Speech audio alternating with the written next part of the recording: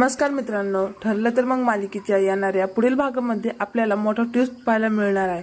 प्रियाला काही करून तिच्या प्रेग्नन्सीची माहिती सुभेदार कुटुंबाला द्यायची असते, पण प्रियाने लिहिलेलं पत्र अर्जुन कुटुंबापर्यंत पोहोचू देत नाही। त्याच समय प्रिया आता स्वतःचा हात कापून हॉस्पिटलमध्ये जाऊन ती घरी फोन करते आणि अखेर पोलिसांकडून आता कल्पनाला कळतं की ही प्रिया प्रेग्नेंट आहे। आणि त्यानंतर अश्विन आणि अर्जुनने जे सत्य लपवून ठेवलं होतं ते आता संपूर्ण कुटुंबाला कळतं। तर या ठिकाणी आता कल्पना वेगळेच विचार करू लागते, कारण ती आता प्रियाला हॉस्पिटलमध्ये जाऊन भेटली आहे।